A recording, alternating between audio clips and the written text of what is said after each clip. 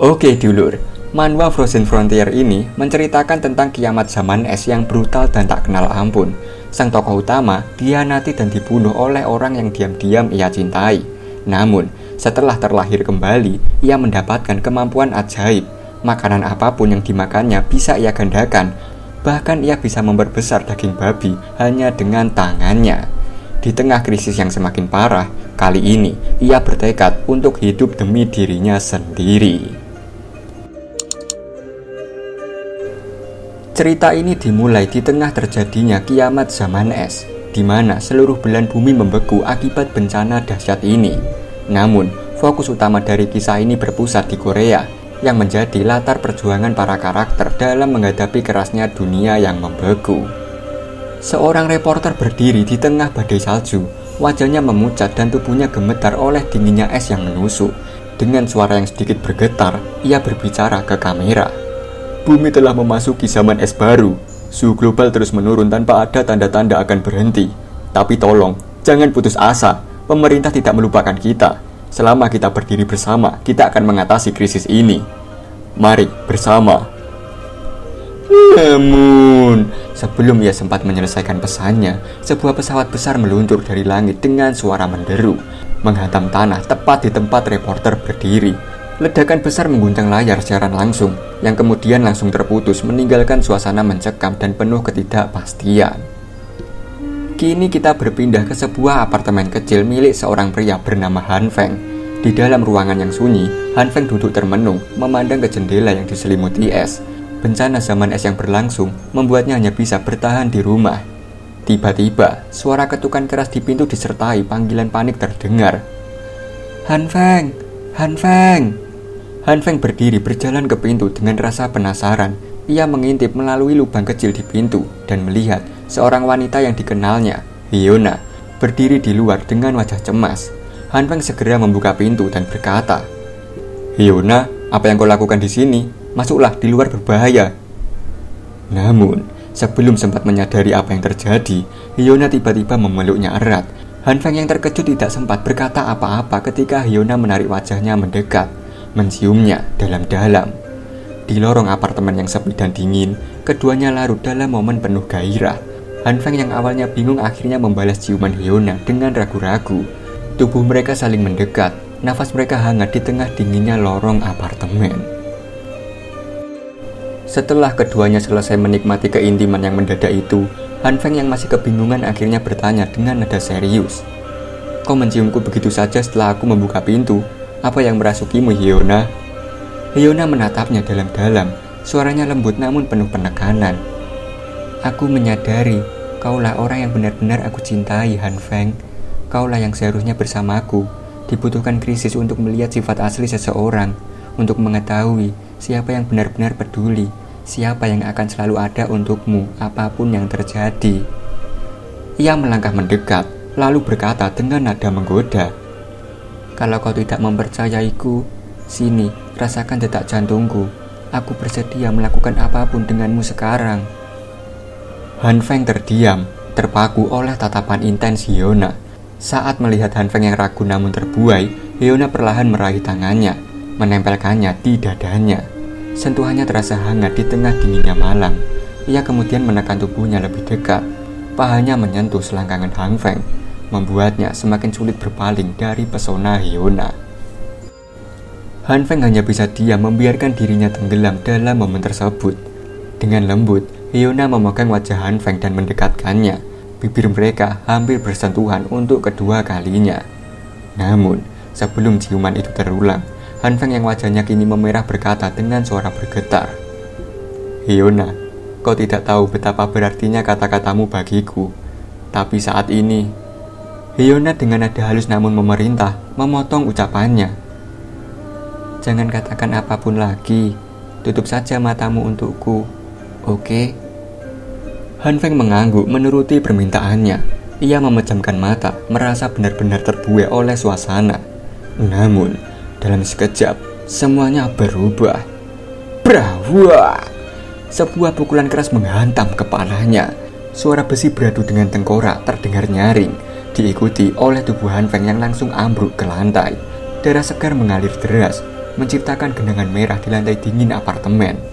Hyuna terkejut dan berteriak panik. Kau membunuhnya?" Seorang pria yang muncul dari kegelapan, rekan Hyuna, menjawab dengan nada dingin. "Jangan pura-pura tak bersalah. Kau tahu dia harus pergi, jauh di lubuk hatimu. Kau tahu itu. Dunia sudah lama menjadi neraka. Berkurangnya satu mulut untuk diberi makan tidak akan mengubah apapun. Mari kita lihat apa yang disimpan oleh orang bodoh ini. Jika kita memanfaatkannya dengan baik, kita mungkin akan bertahan sampai seseorang datang menyelamatkan kita." Sementara itu, Han Feng yang hampir kehilangan kesadaran hanya bisa melihat kabur bayangan kedua orang itu. Dalam hati, ia merintih. "Aku tidak bisa bergerak. Apa aku sekarat? Jadi begini rasanya mati. Semua ini salah wanita berhati dingin itu. Jika ada kehidupan berikutnya, aku akan berhenti hidup sebagai budak cinta." Ketika kesadarannya memudar, tiba-tiba sebuah cahaya kuning terang muncul di hadapannya, menggantikan kegelapan. Han Feng dalam wujud jiwanya berusaha meraih cahaya itu sambil bertanya-tanya. Apa ini? Cahaya yang begitu hangat. Apakah ini jalan menuju surga? Namun, begitu ia menyentuh cahaya itu, semuanya berubah. Tubuh jiwanya terbakar oleh nyawa terang dan ia menjerit kesakitan. "Ah, apa yang terjadi? Tanganku rasanya terbakar." Cahaya itu terus membakar hingga akhirnya jiwanya hancur menjadi serpihan dan hilang entah kemana. Sesaat setelah jiwanya hancur oleh cahaya yang membakarnya, Han Feng tiba-tiba terbangun di atas kasurnya. Nafasnya memburu, tubuhnya basah oleh keringat dingin, dan matanya memandang liar ke sekeliling ruangan. Ia tampak tak percaya melihat sinar matahari yang masuk melalui jendela, menerangi kamar sempitnya. Han Feng duduk di kasur, memegangi kepalanya. Perlahan, ia beranjak dan melangkah ke balkon. Begitu kulitnya terkena sinar matahari pagi, ia menutup matanya sejenak dan merasakan kehangatan yang menusuk pori-porinya. Dalam hati, ia bergumam, "Hangat sekali. Kupikir aku tak akan pernah merasakan kehangatan lagi." Sambil menikmati angin pagi, pikirannya mulai berjalan. Ngomong-ngomong, aku baru saja memeriksa tanggal. Hari ini tanggal 28 Juni. Bencana es dimulai pada tanggal 15 Juli. Aku seharusnya sudah mati, tapi aku malah kembali ke waktu setengah bulan sebelum bencana terjadi. Ini berarti aku telah terlahir kembali. Wajah Han Feng kini dipenuhi berbagai ekspresi. Keheranan, kekaguman, dan rasa takjub bercampur jadi satu. Namun, ketika ia menyadari kenyataan ini, pikirannya kembali terganggu oleh sesuatu. Tangannya. Han Feng memandang tangan kanannya yang memancarkan cahaya merah samar sejak ia terbangun. Sambil menggerak-gerakkan tangannya, ia bergumam. Tapi ada sesuatu yang berbeda kali ini. Sesuatu yang aneh sedang terjadi. Cahaya ini sudah ada di tangan kananku sepanjang waktu. Ia mencoba mengibas-ngibaskan tangannya untuk menghilangkan cahaya itu, tetapi sia-sia. Ini tidak terasa sakit atau semacamnya, hanya terasa hangat. Cahaya ini sepertinya tidak melakukan apa-apa. Awalnya, kupikir aku salah lihat. Han Feng bersin tiba-tiba, dan saat itu juga, cahaya merah di tangannya berubah menjadi hijau terang. Cahaya itu semakin besar, membuat Han Feng terkejut. Warnanya berubah jadi hijau, dan sekarang cahayanya jadi lebih besar. Dengan panik, Han Feng masuk kembali ke rumah. Tubuhnya kini penuh keringat, dan ia merasa semakin lelah. Ia jatuh terduduk di sofa, memandangi tangannya yang masih memancarkan cahaya. Pancaran cahaya ini, bagaimana sains bisa menjelaskan hal ini? Sekarang cahayanya menyusut. Cahaya hijau ini sangat tidak menentu, membesar dan menyusut. Sama sekali tidak seperti cahaya merah tadi. Sambil duduk, ia mengeluh kesah dan mencoba mengibas-ngibaskan tangannya lagi. Tiba-tiba aku merasa lelah. Apakah ini karena cahaya hijau ini? Sial, apa sebenarnya cahaya ini? Di tengah rasa frustasinya, sebuah ide melintas di pikirannya. Ia bangkit dari sofa, mengambil pisau dapur dari meja, dan mengacungkannya sambil bergumam. Tunggu sebentar, ini seperti cerita manhwa yang pernah kubaca. Protagonisnya selalu terlahir kembali, dengan kekuatan seperti cheat. Han Feng berdiri beberapa saat, menatap tangannya yang bercahaya. Namun, tak ada reaksi apapun. Perutnya tiba-tiba berbunyi keras, memaksanya sadar kembali pada kenyataan. Ia segera menuju kulkas, tetapi begitu membukanya, ia menemukan kehampaan. Dengan rasa cemas, Han Feng menoleh ke segala arah. hingga akhirnya matanya menangkap sebuah toples di atas meja. Ia segera mengambilnya, duduk di sofa dan membuka tutupnya. Kedelai panggang, sisa jajanan sebelum bencana. Dengan tangan kanannya yang bercahaya, Han Feng mengambil satu biji kedelai dan melemparkannya ke mulut. Namun, sesaat setelah kedelai itu menyentuh lidahnya, sesuatu yang aneh terjadi. Kedelai itu meledak dan berubah menjadi tumbuhan hijau yang segar. Han Feng segera menarik keluar tumbuhan itu dari mulutnya. Dengan nafas terengah, ia memandang benda yang baru saja dikeluarkannya, lalu bergumam. Apa-apaan ini? Apakah ini kedelai? Entah kenapa rasa lelahku hilang, dan cahaya hijaunya juga lenyap. Apa ini ada hubungannya dengan kedelai tadi? Dengan penasaran, Han Feng memetik tumbuhan yang kini tumbuh besar di tangannya. Ia membuka bagian luar tanaman tersebut dengan hati-hati. Dan betapa terkejutnya ia ketika mendapati bahwa kedelai itu telah berubah menjadi kecambah raksasa. Sejenak, keterkejutan di wajahnya berubah menjadi senyuman penuh rasa takjub.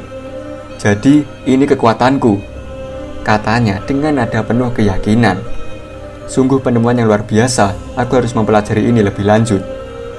Namun, tatapannya segera berubah serius. Tapi saat ini ada hal yang lebih mendesak. Aku harus mengumpulkan persediaan sebelum bencana dimulai. Han Feng segera bersiap-siap dan pergi keluar. Di tengah perjalanan, ia melewati kerumunan orang yang sibuk dengan aktivitas masing-masing. Han Feng berjalan menunduk, tenggelam dalam pikirannya sendiri. Baiklah, biarkan aku mencoba memahami ini lagi. Pertama, ada cahaya merah yang muncul di tanganku, lalu berubah menjadi hijau. Cahaya hijau itu menyusut dan membesar, membuat jantungku berdebar-debar, lalu aku merasa sangat lelah. Kemudian, saat aku menyentuh kedelai dengan tanganku yang bercahaya, kedelai itu berubah menjadi kecambah raksasa. Kekuatan macam apa ini sebenarnya? Sambil merenung, langkah Han Feng sedikit melambat. Namun, tiba-tiba ia dikejutkan oleh suara seseorang dari belakang yang memanggilnya. Han Feng! Han Feng berhenti dan menoleh. Matanya melebar ketika melihat siapa yang memanggilnya. Di sana, berdiri seorang wanita yang ia kenal dengan baik, Hyuna. Melihat Hyuna berada di tempat itu, Han Feng terpaku sesaat, lalu bergumam dalam hati. Kenapa dia ada di sini? Li Hyuna adalah wanita yang telah menjadi dewi impian Han Feng selama 3 tahun terakhir.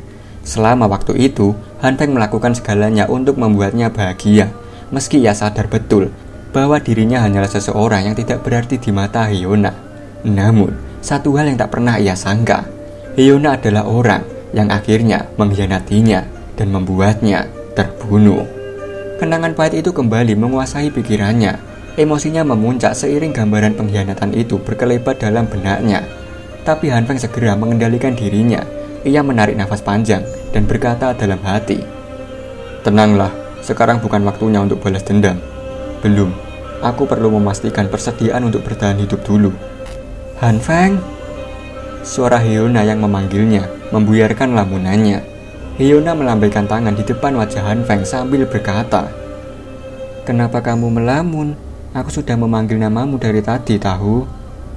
Han Feng tersenyum kecil, menyembunyikan kebencian yang berkecamuk di dadanya. Ia menanggapi dengan nada ramah, Maaf, kamu terlihat sangat cantik hari ini Hyuna. Aku jadi sedikit melamun barusan."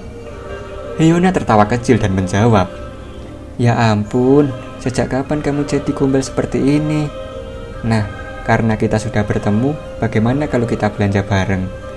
Namun, Han Feng dengan dingin melewati Hyuna tanpa menoleh, lalu berkata singkat, "Maaf, aku tidak bisa hari ini." Penolakan itu membuat Hyuna terkejut. Ia terpaku tidak menyangka Han Feng akan menolak ajakannya. Sementara itu, Han Feng terus berjalan menjauh, berkata dalam hati, "Usaha yang bagus Hyuna. Kau ingin memanfaatkanku sebagai ATM pribadimu lagi. Tidak kali ini, aku tidak sebodoh itu lagi." Singkat cerita, Han Feng tiba di Waldemar, supermarket terbesar dan terlengkap di wilayah timur yang terletak di kota A. Tempat itu menjadi salah satu lokasi favorit banyak orang karena kelengkapan barang-barangnya. Han Feng menyusuri lorong-lorong supermarket dengan hati-hati memilih dan mengambil barang-barang yang ia perlukan. Dalam hatinya, ia bergumam, ketika zaman es melanda, tempat ini akan habis dalam semalam. Tidak ada yang tahu siapa pelakunya, tapi semua ini akan menjadi medan perang. Aku harus menimbun sebanyak mungkin sebelum bencana itu datang. Ia merogoh sakunya, mengeluarkan ponselnya, lalu membuka sebuah artikel yang berjudul Panduan Bertahan Hidup di Tengah Kiamat. Dengan nada tekun, Han Feng membaca isi panduan itu, mencoba memahami langkah-langkah apa saja yang harus ia lakukan. Untuk panduannya, kalian bisa baca-baca sendiri ya, Lur. Setelah membaca artikel tersebut, Han Feng menyadari bahwa banyak sekali barang yang perlu ia persiapkan untuk bertahan hidup. Namun, di sisi lain, tabungannya saat ini tidak cukup untuk membeli semua yang ia butuhkan. Sambil memegang kepalanya, ia menghela nafas panjang dan berkata, "Apa yang harus kulakukan dengan ini?" Kelunting! Tiba-tiba sebuah notifikasi masuk ke ponselnya. Dengan cepat, ia membukanya. Dan ternyata, pesan itu adalah pemberitahuan bahwa pinjaman online miliknya telah dicairkan. Melihat pesan tersebut, seketika otak Han Feng seperti mendapat pencerahan. Sebuah ide licik muncul dalam benaknya. Tanpa membuang waktu, ia langsung menginstal semua aplikasi pinjaman online yang ia ketahui sambil menyeringai. Ada banyak cara untuk mendapatkan pinjaman. Lagi pula, aku tidak perlu membayarnya kembali setelah kiamat terjadi, katanya penuh percaya diri. Sementara itu, di tempat lain, Hyuna yang sedang dalam perjalanan pulang tampak kesal. Ia menggerutu dalam hati. Dia hanya salah satu dari sekian banyak budak cintaku, dan dia berani menolakku. Aku benar-benar kesal. Pecundang menyedihkan yang bahkan tidak punya mobil sendiri. Jangan harap aku akan bersikap baik padamu lagi. Tiba-tiba, sebuah mobil mewah membunyikan klakson dari belakangnya. Hyuna dengan refleks menoleh dan terpaku saat melihat siapa yang mengendarai mobil itu. Han Feng? Dengan penuh rasa tidak percaya, ia mendekati mobil itu dan bertanya, "Apa ini mobilmu?" Han Feng keluar dari mobil dengan tenang, lalu menjawab sambil tersenyum tipis, "Ya, ini mobilku. Ayahku sangat sukses di Amerika sebagai pebisnis. Dia mengirimku uang untuk membeli ini. Sebenarnya, aku baru saja mengantarnya ke bandara." Hyuna tertegun mendengar penjelasan itu. Wajahnya sedikit memerah dan ia menundukkan kepala sambil berkata dengan nada pelan, "Oh, jadi kamu mengantar ayahmu ke bandara hari ini. Maaf, karena tadi aku meminta kamu pergi belanja denganku tanpa tahu itu." Tiba-tiba air mata mulai mengalir dari sudut matanya. Ia mengusapnya dengan jari dan melanjutkan, "Kamu sangat dingin tadi. Aku pikir kamu mungkin sengaja mengabaikan temanmu." Han Feng yang melihat akting Hyuna hanya tersenyum tipis. Dalam hati ia berkata, "Gadis licik." Namun, ia melangkah mendekat, lalu dengan lembut memeluk Hyuna. Tangannya perlahan memegang dagu wanita itu sambil berkata, "Kenapa juga aku harus mengabaikanmu, Hyuna? Kamu terlalu penting bagiku." Mendengar kata-kata itu, Hyuna tersenyum licik di balik aktingnya yang sempurna. Ia melanjutkan dengan nada manis, "Kamu tahu, kamu sangat spesial bagiku juga, Han Feng. Bagaimana kalau kita makan malam dan menonton film bersama hari ini? Aku ingin mengenalmu lebih baik." Namun, sebelum Hyuna sempat menyelesaikan kalimatnya, ia terkejut mendapati Han Feng sudah menghilang dari pandangannya. Han Feng yang mengecek-ngecek barangnya mengatakan kalau dirinya sedang sibuk, sangat super sibuk. Hyuna yang melihat Han Feng membeli begitu banyak barang, tidak bisa menahan rasa penasaran dan bertanya, "Kenapa kamu membeli begitu banyak barang?" Han Feng menanggapinya dengan santai, "Ah, tidak ada yang istimewa kok, hanya beberapa barang yang aku suka saja." Dengan senyum palsu yang sempurna, ia menambahkan, "Oh iya, aku juga punya hadiah untukmu." Mendengar itu, Hyuna tersenyum tipis, berpura-pura senang. Ia kemudian menjawab sambil berbalik, "Baiklah, aku akan menantikan hadiahnya. Aku pulang dulu ya." Namun, saat berjalan menjauh, dalam hati Hyuna berkata dengan nada penuh tipu daya, "Kena kau, Han Feng. Aku tahu aku bisa mengendalikanmu kapan saja." Di sisi lain, Han Feng juga tersenyum licik sambil melirik barang-barangnya. Dalam hati, ia berkata, "Aku tak boleh membiarkan dia tahu tentang persediaan kecilku ini. Ini adalah tiketku untuk selamat dari kiamat. Lagi pula, begitu dunia berakhir, dia akan mendapatkan apa yang pantas untuknya, terutama pria itu, orang yang membantunya menusukku dari belakang. Sejujurnya, aku malah menantikan kiamat itu datang." Waktu berlalu begitu saja. Hari-hari Han Feng dihabiskan untuk mempersiapkan segalanya dengan hati-hati, memastikan ia siap menghadapi apapun yang akan terjadi. Kiamat sudah di depan mata, dan Han Feng tidak akan menyanyiakan kesempatan kedua ini. Han Feng sebagai narator berkata, 15 Juli, hari di mana semuanya akan dimulai. Selama 1 bulan ke depan, suhu akan turun secara bertahap, mencapai titik terendah minus 70 derajat Celcius. Dunia akan diselimuti es dan salju, sehingga mustahil untuk keluar rumah. Itu sebabnya aku perlu menimbun persediaan makanan yang cukup, dan semuanya perlu dikemas dan disegel, dan jangan sampai tetangga curiga aku menimbun semua makanan. Persediaan sensitif harus dipindahkan olehku sendiri, di malam hari saat tidak ada orang di sekitar. Setelah kiamat, jaringan listrik akan menjadi sangat tidak stabil. Disitulah peran bocah nakal ini, generator. Ditambah bahan bakar yang cukup untuk membuatnya tetap beroperasi, setidaknya selama 1 tahun. Saat kiamat terjadi, sistem pemanas akan berhenti, jadi aku perlu memodifikasi rumahku untuk pemanasan mandiri, dan juga memperkuat pintu dan jendela itu. Selagi aku mengerjakannya, aku juga membutuhkan ruang khusus untuk menyimpan persediaan. Pada saat aku selesai menyiapkan semuanya, sekarang sudah tanggal 14 Juli. Tinggal 1 hari sebelum suhu anjlok. Selanjutnya, waktunya untuk acara utama.